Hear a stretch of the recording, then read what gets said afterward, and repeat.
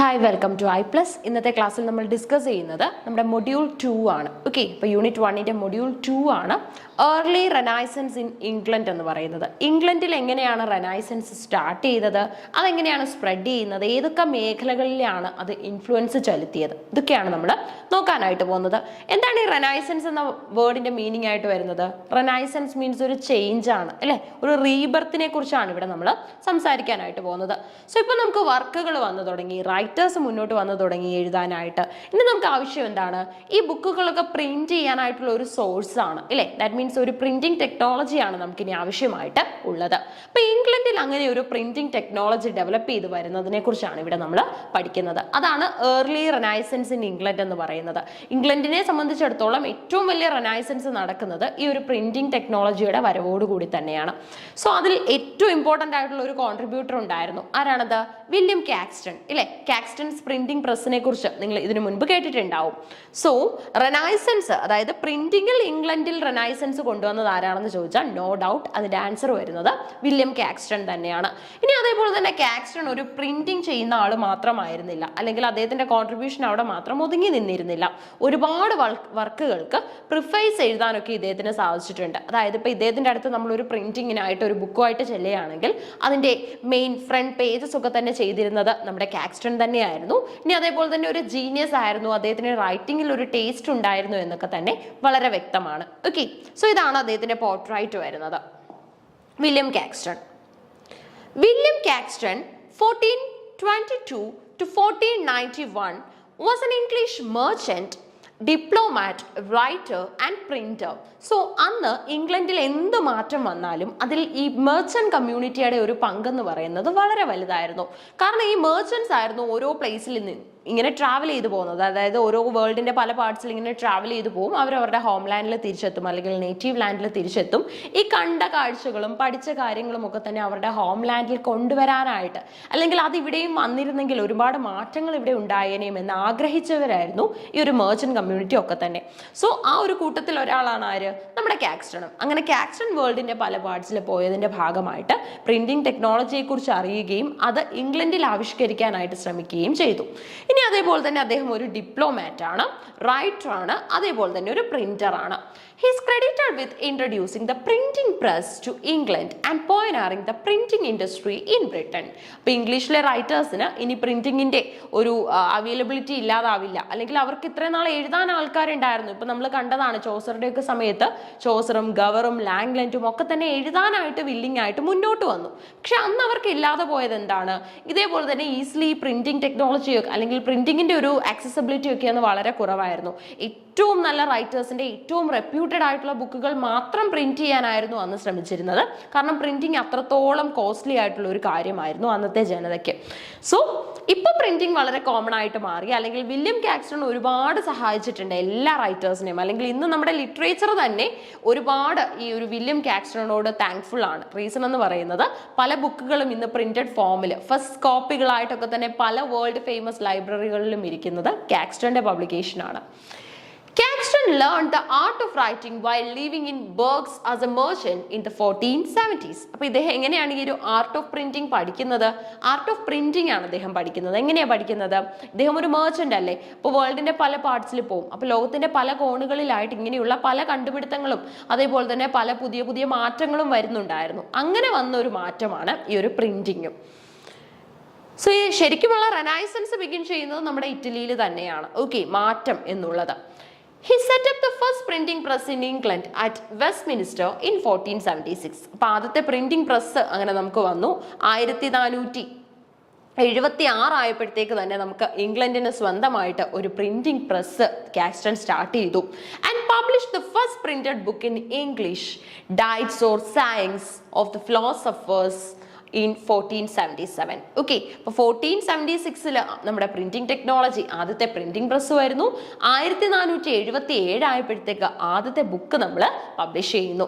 അന്നത്തെ ഇംഗ്ലണ്ട് ജനതയെ സംബന്ധിച്ചിടത്തോളം അത്രത്തോളം അഭിമാനം നൽകുന്ന നിമിഷങ്ങളായിരുന്നു അതൊക്കെ തന്നെ. ആ ഒരു പ്രിന്റിംഗ് ടെക്നോളജിയുടെ വരവ്, കാക്സ്റ്റൺ ഇങ്ങനെ ഒരു ഐഡിയ ഇൻട്രൊഡ്യൂസ് ചെയ്യുന്നത്, അതിന്റെ ഭാഗമായിട്ട് ആദ്യമായിട്ടൊരു ബുക്ക് പബ്ലിഷ് ചെയ്യുന്നത്, അതൊക്കെ തന്നെ അവർക്ക് ഇമാജിനേഷൻ മാത്രമായിട്ട് നിന്നിരുന്ന ഒരു കാര്യമായിരുന്നു. അപ്പൊ ആ ഒരു സമയത്തുള്ള സ്പെല്ലിലെ ഡിഫറൻസ് ആണ്. ഡയറ്റ്സ് ആൻഡ് സയൻസ് ഫിലോസഫേഴ്സ് എന്ന് ഇന്ന് എഴുതുന്ന രീതിയിലല്ല അന്ന് എഴുതിയിരുന്നത്. നോക്കി, നമ്മളിപ്പോൾ PHERS എന്നാണ് എഴുതുന്നത്, അന്ന് PHRES എന്നുള്ള രീതിയിലായിരുന്നു എഴുതിയിരുന്നത്. Caxton printed over 100 books in his lifetime, the most famous being Geoffrey Chaucer's The Canterbury Tales in 1478. അപ്പോൾ ഒരുപാട് ബുക്കുകൾ കാക്സ്റ്റൺ പബ്ലിഷ് ചെയ്തില്ലേ, ആ കൂട്ടത്തിൽ ഏറ്റവും ഇമ്പോർട്ടൻ്റ് ആയിട്ടുള്ള ഗിഫ്റ്റഡ് ആയിട്ടുള്ള ഒരു ബുക്കും കാക്സ്റ്റൺ പബ്ലിഷ് ചെയ്തിരുന്നു. അത് മറ്റേതുമല്ല, നമ്മുടെ ചോസറിന്റെ കാൻറ്റർബറി ടെയിൽസ് ആണ്. കാരണം കാൻറ്റർബറി ടെയിൽസിന്റെ ഒരു ജനറൽ പ്രൊലോഗ് വന്നപ്പോൾ തന്നെ അത്രത്തോളം ആൾക്കാർ അതിനെ റിസീവ് ചെയ്തിട്ടുണ്ടായിരുന്നു. സോ അതിന്റെ പിന്നീടുള്ള പബ്ലിക്കേഷൻസ് അല്ലെങ്കിൽ ബൾക്കായിട്ട് അത് പബ്ലിഷ് ചെയ്ത് കഴിഞ്ഞാൽ ഉറപ്പായിട്ടും അത് സെയിലാകും എന്നുള്ള ഒരു വിശ്വാസം കാക്സ്റ്റൺ അടക്കമുള്ള പ്രിന്റേഴ്സിനും ഉണ്ടായിരുന്നു. കാരണം ചോസറിനെ അന്ന് തന്നെ നമ്മുടെ ജനത റിസീവ് ചെയ്തിരുന്നു. His printing work helped standardise the English language and spread knowledge and ideas more widely across Britain. അതിന്റെ ഭാഗമായിട്ട് ബ്രിട്ടൻ മുഴുവൻ ഈ ഒരു നോളജിനെ കുറിച്ചുള്ള ഐഡിയാസ് സ്പ്രെഡ് ചെയ്യാനായിട്ട് ആർക്ക് സാധിച്ചു? നമ്മുടെ കാക്സ്റ്റണിന് സാധിച്ചു. കാരണം ഈ ബൈബിളിലൊക്കെ നേരിട്ടിരുന്ന വലിയ പ്രശ്നം നിങ്ങൾക്ക് അറിയാം. അതായത് ബൈബിളൊക്കെ തന്നെ ഒരു കോപ്പിയോ 2 കോപ്പിയോ ഉള്ളെങ്കിൽ അത് ആ പെഡസ്റ്റലിൽ തന്നെ കീപ്പ് ചെയ്യും. അതാർക്കും വീട്ടിൽ കൊണ്ടുപോകാനോ വായിക്കാനോ വായിച്ചതിന് ശേഷം മടക്കി വെക്കാനോ ഒന്നും സാധിക്കില്ലായിരുന്നു. സോ അന്ന് ആകെ അവൈലബിൾ ആയിട്ടുള്ളത് ഏതെങ്കിലും ഒരു മോബ് ഉള്ള സ്ഥലത്ത് ചെല്ലുക, ബൈബിൾ അടക്കമുള്ള കാര്യങ്ങൾ വായിക്കുന്നത് കേട്ടുകൊണ്ടിരിക്കുക, അവരുടെ ഇന്റർപ്രിട്ടേഷൻസ് കേൾക്കുക, മനസ്സിലാക്കുക, ദൈവത്തിൽ വിശ്വസിക്കുക. അത് മാത്രമായിരുന്നു അന്ന് പോസിബിൾ ആയിട്ടുള്ളത്. അങ്ങനെ ഒരു സമയത്താണ് നമ്മുടെ കാക്സ്റ്റൺ പ്രിന്റിംഗ് പ്രസ് കൊണ്ടുവരുന്നത്. സോ അത് നമ്മുടെ ബ്രിട്ടന് മുഴുവൻ കിട്ടിയ ഒരു ഗിഫ്റ്റ് ആയിരുന്നു. Some of Caxton's innovations in printing include finding ways to keep cost down. ഇല്ലേ, ഏറ്റവും വലിയൊരു കാര്യമാണ്. കാരണം കോസ്റ്റ് ഫ്രണ്ട്ലി ആയിട്ടാണ്, അല്ലെങ്കിൽ ബഡ്ജറ്റ് ഫ്രണ്ട്ലി ആയിട്ടുള്ള ബുക്സ് ആണെങ്കിൽ അത് ഒരുപാട് സെയിൽ ഔട്ട് ആവും എന്നുള്ള ഒരു പോയിന്റ് അദ്ദേഹം നോട്ട് ചെയ്തു. Experimenting with page layouts and typography and employing scribal habits in printed text to aid readability. Okay, അപ്പം ബാക്കിയുള്ള ഒരുപാട് മാറ്റേഴ്സ് ഉണ്ട് അല്ലേ. ഇപ്പോൾ ഒരു എഴുത്തുകാരനെ സംബന്ധിച്ചിടത്തോളം അദ്ദേഹം അത് ഹാൻഡ് റിട്ടൺ ആയിട്ട് എഴുതുന്നു, ഒരു പ്രിന്റിംഗ് കമ്പനി അല്ലെങ്കിൽ ഒരു പ്രിന്ററിനെ അത് ഏൽപ്പിക്കുകയാണ് ചെയ്യുന്നത്. സോ കാക്സ്റ്റണെ പോലെയുള്ള ഒരാളുടെ കയ്യിൽ അത് കിട്ടുമ്പോൾ അദ്ദേഹം ചെയ്യുന്നത് അതിനെ എത്രത്തോളം അതിന് പെർഫെക്ഷൻ കൊടുക്കാമോ അത്രത്തോളം പെർഫെക്ഷൻ വരുത്താനും, ഇനി അതേപോലെ തന്നെ അതിൻ്റെ ഇടയിലൊക്കെ തന്നെ കൃത്യമായിട്ട് നമുക്ക് ഐ ഫ്രണ്ട്ലി ആയിട്ട് വായിക്കേണ്ട രീതിയുണ്ട് അല്ലേ, അപ്പം അതൊക്കെ തന്നെ മെയിൻറ്റെയിൻ ചെയ്തുകൊണ്ട് എഴുതാനും ഇദ്ദേഹം ശ്രമിച്ചിട്ടുണ്ട്. He also wrote prefaces and prologues for many of his publications. Caxton played a pivotal role in bringing the Renaissance to England through the new medium of print. He helped popularize the works of Chaucer and other English writers. അങ്ങനെ ചോസറിന്റെയും ബാക്കി English റൈറ്റേഴ്സിന്റെയും ഒക്കെ തന്നെ വർക്കുകൾ popularise ചെയ്യാനായിട്ട് അദ്ദേഹത്തിന് സാധിച്ചു. Okay, അപ്പൊ നമുക്കൊരു റൈറ്ററിനെ കിട്ടുക അല്ലെങ്കിൽ റൈറ്ററിന്റെ വർക്ക് കിട്ടുക എന്നുള്ളതിനേക്കാൾ അന്ന് കോംപ്ലിക്കേറ്റഡ് ആയിരുന്നു പ്രിന്റിംഗ് എന്ന് പറയുന്നത്, കോസ്റ്റ് ഫ്രണ്ട്ലി ആയിട്ടുള്ള printing. His printing press accelerated the growth of literacy and learning in Britain. അങ്ങനെ ബ്രിട്ടനിലും അതേപോലെ തന്നെ വേരിയസ് പാർട്സ് ഓഫ് ദ വേൾഡിലും ലിറ്ററസി സ്പ്രെഡ് ചെയ്യാൻ സാധിച്ചത് നമ്മുടെ കാക്സ്റ്റണിന്റെ പ്രിന്റിംഗ് പ്രസിന്റെ വരവോടുകൂടിയാണ്. ഇവിടെയൊക്കെ നമ്മൾ കാണുന്നത് കാക്സ്റ്റണിന്റെ പ്രിന്റിംഗ് പ്രസ്സും അതേപോലെ തന്നെ അതിന്റെ വേരിയസ് അഡ്വാൻസ്മെന്റ്സും ഒക്കെയാണ്. അപ്പൊ അങ്ങനെ ആദ്യത്തെ പ്രിന്റിംഗ് പ്രസ് സ്റ്റാർട്ട് ചെയ്യുന്നു. ഒരു വർഷത്തിന് ശേഷം ആദ്യത്തെ പ്രിന്റഡ് ബുക്ക് നമുക്ക് അവൈലബിൾ ആയിട്ട് വരുന്നു. William Caxton and the birth of printing in England. അപ്പൊ ഇംഗ്ലണ്ടിൽ പ്രിന്റിംഗ് കൊണ്ടുവന്നത് ആരാണെന്ന് ചോദിച്ചാൽ without any doubt you can answer, അതാരാണ്? നമ്മുടെ കാക്സ്റ്റൺ ആണ് അല്ലേ. Caxton and the birth of printing in England. The 15th century marked a period of immense change and innovation, particularly in the field of printing. Among the key figures who played a pivotal role in transformative era was William Caxton, whose efforts revolutionized the dissemination of knowledge in England. അങ്ങനെ ഇംഗ്ലണ്ടിലെ ആ ഒരു reading കമ്മ്യൂണിറ്റിക്ക് മുഴുവനായിട്ട്, അതായത് cost friendly ആയിട്ടുള്ള ബുക്കുകൾ എത്തിച്ചു കൊടുത്തത് കാക്സ്റ്റൺ ആണ്. ഓക്കെ, അതായത് വായിക്കാനുള്ള ആഗ്രഹം പോലെ തന്നെ ആൾക്കാർ നോക്കിക്കൊണ്ടിരുന്ന ഒരു കാര്യമാണ് ആ ഒരു പുസ്തകത്തിന്റെ കോസ്റ്റ് എന്ന് പറയുന്നത്. അത് അവർക്ക് അഫോർഡ് ചെയ്യാൻ പറ്റുമോ എന്നുള്ളത് വളരെ വലിയൊരു വെല്ലുവിളിയായിരുന്നു. കാക്സ്റ്റന്റെ പ്രിന്റിംഗ് പ്രസ് വളരെ ചീപ്പ് ആയിട്ടുള്ള റേറ്റിൽ പ്രിന്റിംഗ് ഏറ്റെടുത്തതോടുകൂടിയാണ് ഈ ബൈബിൾ അടക്കമുള്ള എല്ലാ പബ്ലിക്കേഷൻസും, ബൈബിൾ ആയിക്കോട്ടെ, ആ സമയത്തെ ലോങ് പോംസും വേഴ്സസും ഒക്കെ വരുന്ന പുസ്തകങ്ങളായിക്കോട്ടെ, ഇതൊക്കെ തന്നെ നമുക്ക് എല്ലാവരിലേക്കും എത്തിക്കാനായിട്ട് സാധിച്ചത്. Caxton introduced or Caxton's introduction of the printing press to England laid the foundation for the growth and development of English literature and language. ഇല്ലേ, നമുക്ക് സ്വയം മനസ്സിലാക്കാൻ പറ്റുന്ന ഒരു കാര്യമാണ്. ഈ ഒരു പ്രിന്റിംഗ് ടെക്നോളജി വന്നതോടുകൂടി ഇംഗ്ലീഷ് ലാംഗ്വേജിനും അതേപോലെ തന്നെ വേരിയസ് ഫീൽഡുകൾക്കും ഒരുപാട് മാറ്റങ്ങൾ ഉണ്ടായി. Establishment of the first English printing press, എങ്ങനെയാണ് ഇത് എസ്റ്റാബ്ലിഷ് ചെയ്തതെന്ന് നോക്കാം. Upon his return to England, കാരണം ഒരു മെർച്ചന്റ് അല്ലേ, അതുകൊണ്ട് തന്നെ എല്ലാ സമയത്തും ഇദ്ദേഹം ഇംഗ്ലണ്ടിൽ അവൈലബിൾ ആയിരിക്കില്ല, വേൾഡിന്റെ പല പാർട്സിലൂടെ ഇങ്ങനെ ട്രാവൽ ചെയ്ത് നടക്കും. Okay, so in the late 1470s William Caxton set up his printing press in Westminster. ആദ്യത്തെ പ്രിന്റിംഗ് പ്രസ് ഇദ്ദേഹം എവിടെയാണ് സ്റ്റാർട്ട് ചെയ്യുന്നത്? വെസ്റ്റ്മിനിസ്റ്ററിലാണ് അല്ലേ. This marked a significant milestone in the history of English printing and it was the first printing press to be established in the country. അതായത് അന്ന് ഇംഗ്ലണ്ടിൽ തന്നെ establish ചെയ്ത ആദ്യത്തെ പ്രിന്റിംഗ് പ്രസ് ആയിരുന്നു നമ്മുടെ കാക്സ്റ്റന്റെ പ്രസ് എന്ന് പറയുന്നത്. 1470s നടക്കുന്ന കാര്യമാണ്. സോ അത്രത്തോളം ആൾക്കാർ അതിനെ വെൽക്കം ചെയ്തിരുന്നു എന്നുള്ളത് സിഗ്നിഫിക്കന്റ് ആണ്. Caxton's press became a center of activity, attracting scholars, writers and artisans who were eager to contribute to the bourgeois field of writing.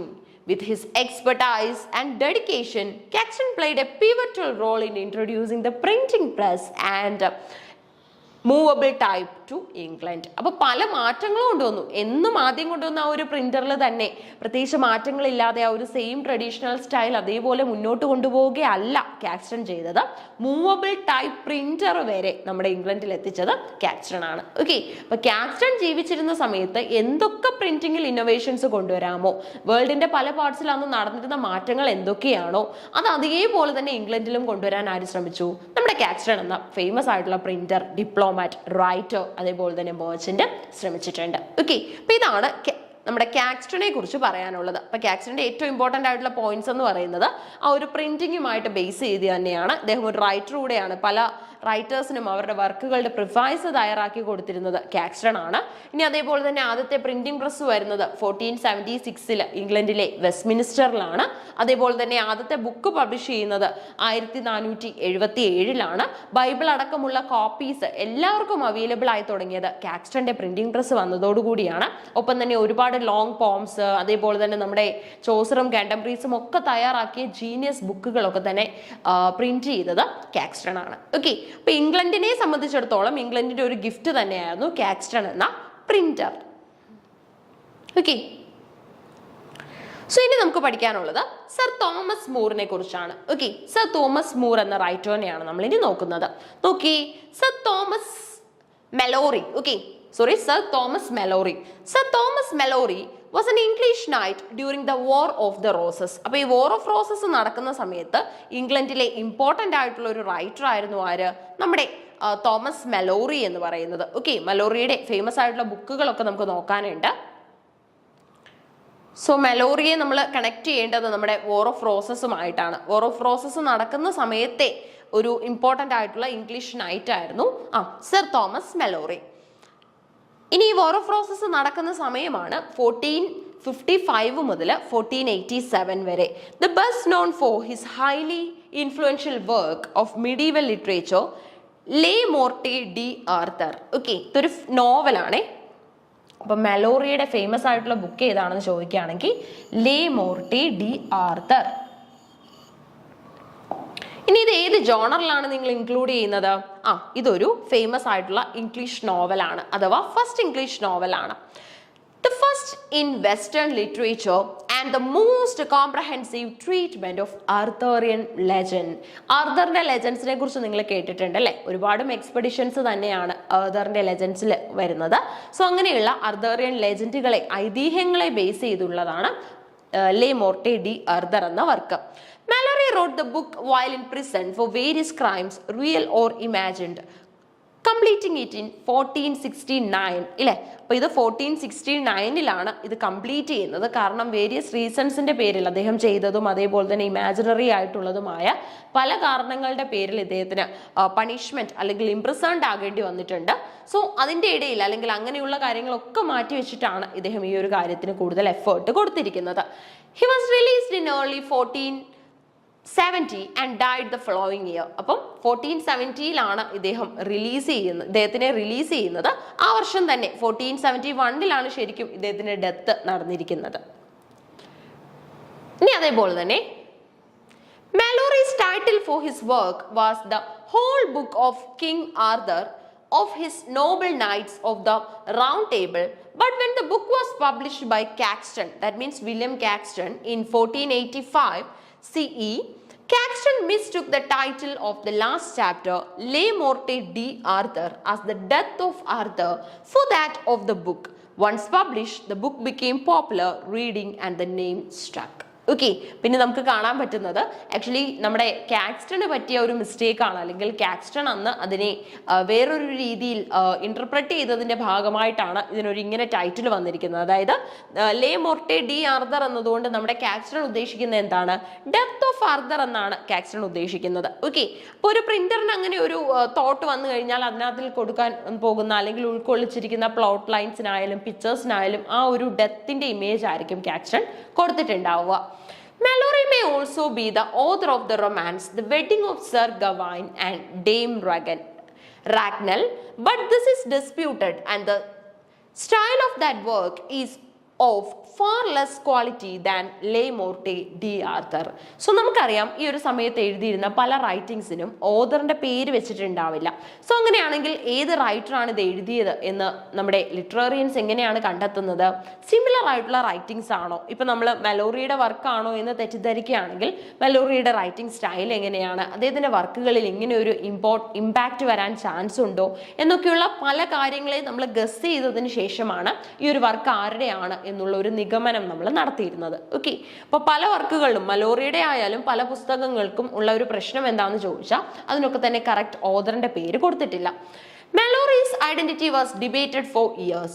All that is known of him comes from commentary in his book and some legal records referring to a knight named Thomas Malory, charged with crimes and imprisoned at different times between 1451 and 1470. Okay, പിന്നെ നമുക്ക് കാണാൻ പറ്റുന്നത് that means the legal records referring to a knight. അപ്പോൾ നമുക്ക് ഒരു റൈറ്ററിന്റെ അല്ലെങ്കിൽ ഒരു old time പീരീഡിലുള്ള ഒരു ലിറ്റററി കോൺട്രിബ്യൂട്ടറിന്റെ ഒരു ഐഡന്റിറ്റി എങ്ങനെ മനസ്സിലാക്കാൻ പറ്റും?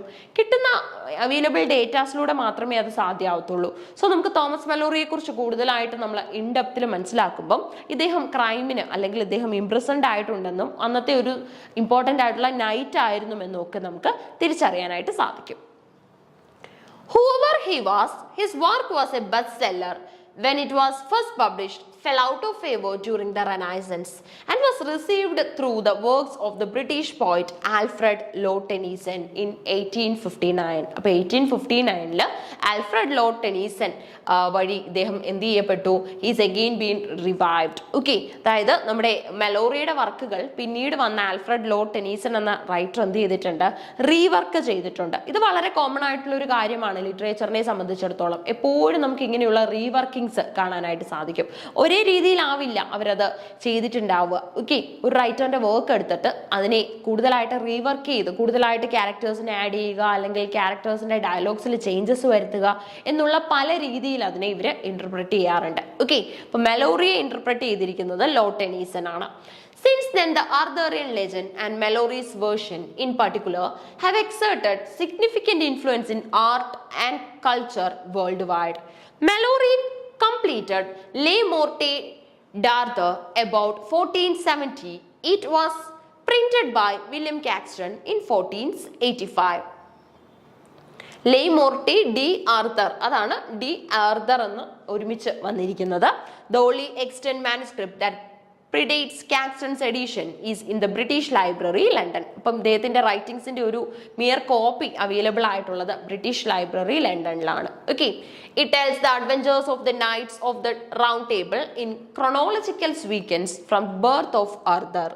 Based on the French romances, Malory's accounts differs from his models in its emphasis on the brotherhood of the knights rather than on courtly love and on the conflicts of loyalty. Okay, പിന്നെ നമുക്ക് കാണാൻ പറ്റുന്നത് എന്തായിരുന്നു ഇദ്ദേഹത്തിന്റെ റൈറ്റിംഗിന്റെ ഒരു theme എന്തായിരുന്നു എന്നൊക്കെ നോക്കിക്കഴിഞ്ഞാൽ നമുക്ക് കാണാൻ പറ്റുന്നത് കൂടുതലായിട്ടും ബ്രദർഹുഡിനെ കുറിച്ചും അതേപോലെ തന്നെ ആ ഒരു നൈറ്റ് ഷിപ്പിനെ കുറിച്ചും, ഓക്കെ, നൈറ്റ് എന്ന പദവി കിട്ടിയതിനെ കുറിച്ചും കോട്ട്ലി ലവിനെ കുറിച്ചും അതേപോലെ തന്നെ ലോയാലിറ്റിയിൽ ഉണ്ടാവുന്ന കോൺഫ്ലിക്ട്സിനെ കുറിച്ചും ഒക്കെ ആയിരുന്നു കൂടുതൽ തീംസും. അപ്പൊ നിങ്ങൾക്ക് മനസ്സിലായില്ലേ, മെലോറിയുടെ റൈറ്റിംഗ് എന്ന് പറയുന്നത് പിന്നീട് വന്ന റൈറ്റേഴ്സിന്റെ ഒരു പിന്നീട് വന്ന റൈറ്റേഴ്സ് ഒരു മോഡൽ ആക്കിയിരിക്കുന്നത് മെലോറിയ ആണെന്ന് ക്ലിയർ ആണ്. കാരണം പിന്നീട് വരുന്ന ഓരോ ജനറേഷൻ റൈറ്റേഴ്സും ഈ ലോയാലിറ്റിയെ കുറിച്ചുള്ള കോൺഫ്ലിക്റ്റുകളെയൊക്കെ അത്രത്തോളം പ്രാധാന്യത്തോടു കൂടിയാണ് നോക്കിക്കണ്ടത്. ഓക്കെ, ഇപ്പൊ മെലോറിയെ കുറിച്ചുള്ള കുറച്ച് ഡീറ്റെയിൽസ് മാത്രമേ നമുക്ക് നോക്കാനായിട്ടുള്ളൂ. കാരണം ഒരുപാട് ഡീറ്റെയിൽസ് നമുക്ക് റൈറ്റേഴ്സിനെ കുറിച്ച് അവൈലബിൾ പോലും അല്ല. കാരണം അത്രത്തോളം പഴയ റൈറ്റേഴ്സ് ആണ്. പക്ഷെ ആദ്യത്തെ നോവൽ എന്നറിയപ്പെടുന്ന ലേ മോർട്ടെ ഡി ആർദർ എഴുതിയിരിക്കുന്നത് തോമസ് മെലോറിയാണ്. ഒരു നൈറ്റ് ആണ്. അതേപോലെ തന്നെ ഇദ്ദേഹത്തിന് ഇത് ഒരു കണ്ടിന്യൂസ് ആയിട്ട് ഇത് എഴുതാനായിട്ട് സാധിച്ചില്ല. കാരണം ഇടയ്ക്ക് ഇദ്ദേഹം ഇംപ്രസൻഡ് ആയിട്ടുണ്ട്.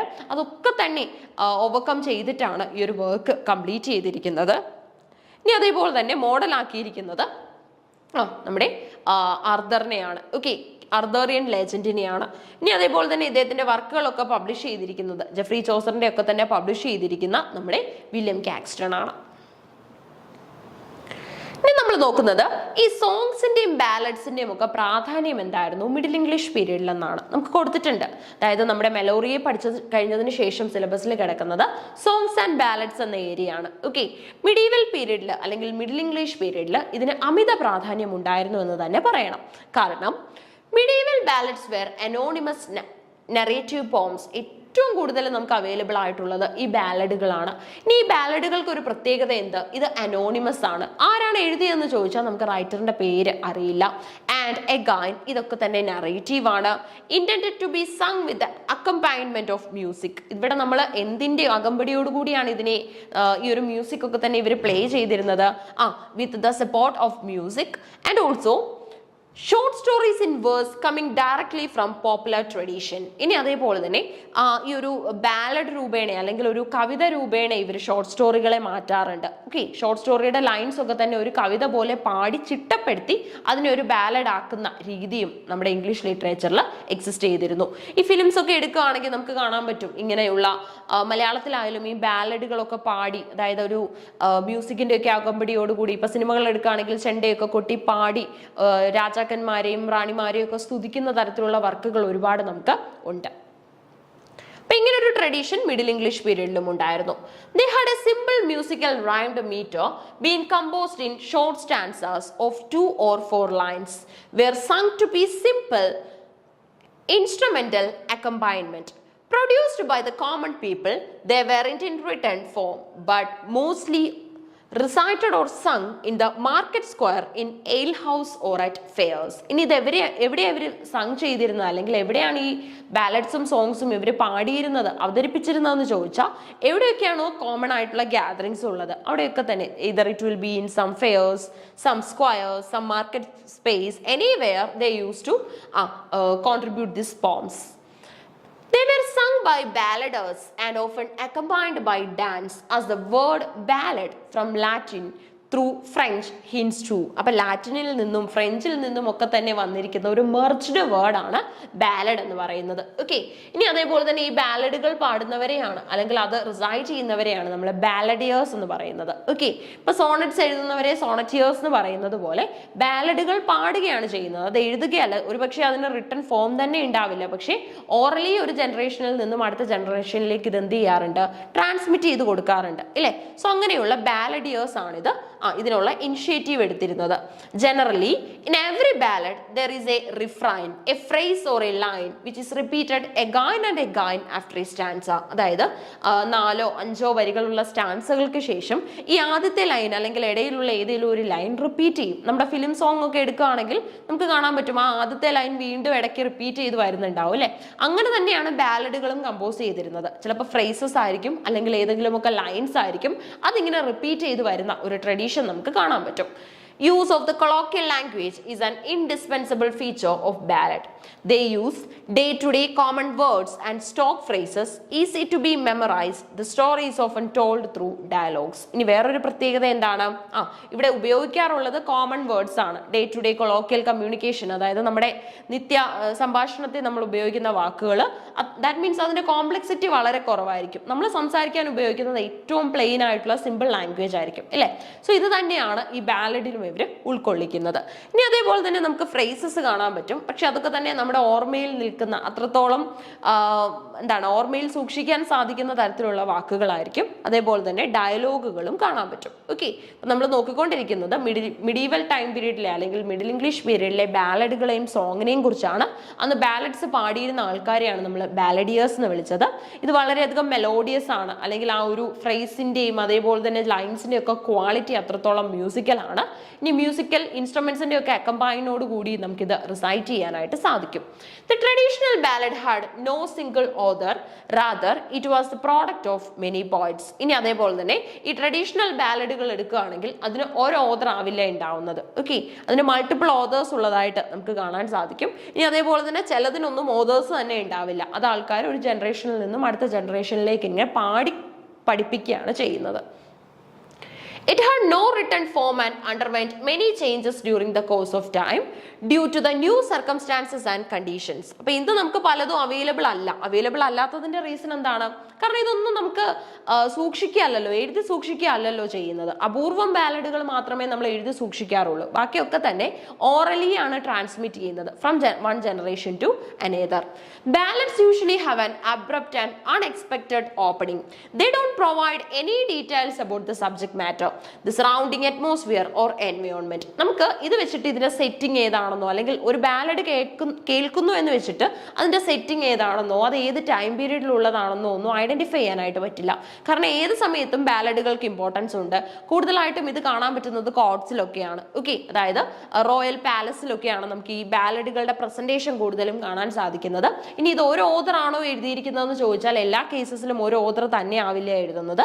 മൾട്ടിപ്പിൾ ഓതേഴ്സ് അല്ലെങ്കിൽ ബാലഡിയേഴ്സ് ആണ് ഇത് പബ്ലിഷ് ചെയ്യാറുള്ളത്. Okay, the ending of many ballads may also be abrupt and unexpected.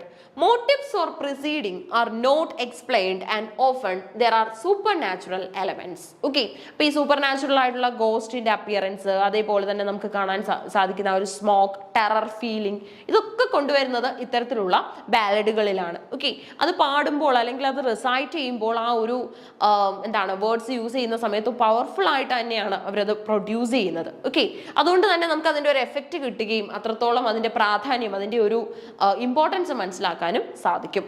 The content of a ballad often involves love and death. ഇനി ഇതിന്റെ തീം എന്താണെന്ന് ചോദിച്ചു കഴിഞ്ഞാൽ നമ്മൾ കണ്ടതാണ്, ഇത് എഴുതുന്നത് എപ്പോഴും ഒരു ഓതർ തന്നെ ആവില്ല, മൾട്ടിപ്പിൾ ഓതേഴ്സ് ഇത് എഴുതാറുണ്ട്. ഇനി അതേപോലെ തന്നെ ഇതിന്റെ തീം എടുക്കുകയാണെങ്കിലും ഈ ഒരു ചേഞ്ച് നമുക്ക് കാണാം. ലവും ഡെത്തും ഒക്കെ ഇവിടുത്തെ തീംസ് ആയിട്ട് വരാറുണ്ട്. അതേപോലെ തന്നെ ബാറ്റിൽസും അഡ്വെഞ്ചേഴ്സും ക്വസ്റ്റ് മീൻസ് എന്താണ്? എന്തെങ്കിലും അറിയാനുള്ള ഒരു ക്യൂരിയോസിറ്റി. അതേപോലെ തന്നെ journey involving risk and crossing boundaries or desire or loss. That means ഇന്നത്തെ നമ്മുടെ ലിറ്ററേച്ചറിലെ പോലെ എന്തും ഇതിന് തീമാക്കാനായിട്ട് പറ്റും. എങ്കിലും ഏറ്റവും കൂടുതലായിട്ട് തീമാക്കാറുള്ളത് അഡ്വെഞ്ചേഴ്സ് ഒക്കെ തന്നെയാണ്. നമ്മുടെ കിങ്ങിന്റെയും നൈറ്റിന്റെയും ഒക്കെ അഡ്വെഞ്ചേഴ്സ് ഇവിടെ ഹൈ ഇമ്പോർട്ടൻസിൽ പ്രസന്റ് ചെയ്യാറുണ്ട്. കാൻറ്റംബറി ടെയിൽസിന്റെ അതേ ഒരു മാതൃക ഇവിടെ നമുക്ക് ബാലഡിലും കാണാൻ പറ്റും. Many had outlaws as their protagonist. ഇനി ചിലയിടത്തൊക്കെ നമുക്ക് കാണാൻ പറ്റുന്നത് ഈ ഒരു പ്രോട്ടഗോണിസ്റ്റ്, അതായത് മെയിൻ ക്യാരക്ടർ ഏതെങ്കിലും ഒരു വ്യക്തിയെ കുറിച്ചാകുമല്ലോ ഈ ബാലഡ് ഒക്കെ തന്നെ എഴുതിയിട്ടുണ്ടാവുന്നത്. സോ ആ ഒരു ക്യാരക്ടർ എങ്ങനെയാണ് ഔട്ട്ലോ ചെയ്യുന്നത്, അതായത് എക്സിസ്റ്റ് ചെയ്യുന്ന ലിമിറ്റ്സിനെ എങ്ങനെയാണ് ഓവർകം ചെയ്യുന്നത്, അല്ലെങ്കിൽ how they cross the law, ഇതൊക്കെ തന്നെയാണ് ഇവിടെ നമ്മൾ ഡിസ്കസ് ചെയ്യുന്നത്. ഇനി മ്യൂസിക് ഇതിന്റെ ഒരു മെയിൻ ഫീച്ചർ ആണെന്ന് നമ്മൾ പറഞ്ഞു അല്ലെ. ബാലഡ് എടുക്കുകയാണെങ്കിൽ ബാലഡിന്റെ ഏറ്റവും വലിയൊരു ഫീച്ചർ ആയിട്ട് തന്നെ മ്യൂസിക് കൊടുക്കാൻ പറ്റും. Music in medieval England from the end of the Roman rule in the 5th century until the Reformation in the 16th century was a diverse and rich culture, including sacred and secular music and ranging from the popular to the elite. Elite എന്ന് പറയുമ്പോൾ എന്താണ്? Royal ക്ലാസ്സിനെയാണ് suggest ചെയ്യുന്നത് അല്ലെ. Elite means royal എന്നുള്ള ഒരു meaning നമുക്ക് കിട്ടും. So വളരെ സ്റ്റാൻഡേർഡൈസ്ഡ് ആയിട്ട് ഡൈവേഴ്സ് കൾച്ചറുകൾ, വ്യത്യസ്തമായിട്ടുള്ള ആശയങ്ങൾ പ്രസന്റ് ചെയ്യുന്ന അനോണിമസ് ഓതേഴ്സ് എഴുതിയ വളരെ അധികം അപ്പീലിംഗ് ആയിട്ടുള്ള വർക്കുകളെയാണ് നമ്മൾ ബാലഡുകൾ എന്ന് പറയുന്നത്. ഇനി ഇത് എല്ലായ്പ്പോഴും റിട്ടേൺ ആയിട്ട് തന്നെ എക്സിസ്റ്റ് ചെയ്യണം എന്ന് ഒരു കണ്ടീഷനും ഇല്ല.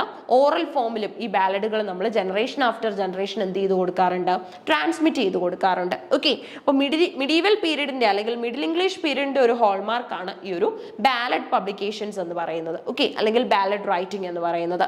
The source of the English secular music are much more limited than for ecclesiastical music. Medieval musicians had a wide variety of instruments available to them. അപ്പോൾ ഇതിനായിട്ട് ഒരുപാട് ബാലഡിയേഴ്സ് ഒരുപാട് വൈഡ് വെറൈറ്റി ഇൻസ്ട്രുമെന്റ്സ് ഒക്കെ യൂസ് ചെയ്യാറുണ്ട്. ഈ ഇൻസ്ട്രുമെന്റ്സിന്റെ ഒക്കെ ഒരു അക്കമ്പൈനിൽ പാടുമ്പോഴാണ് ആ ബാലഡിന് അതിന്റെ ഒരു പ്രയോറിറ്റി അല്ലെങ്കിൽ ഇമ്പോർട്ടൻസ് കിട്ടുന്നത്. അപ്പോൾ ഈ ബാലഡ് എന്ന ടോപ്പിക്ക് നമുക്ക് അടുത്ത ക്ലാസ്സിൽ സമ്മറൈസ് ചെയ്യാം. Keep learning. Thank you.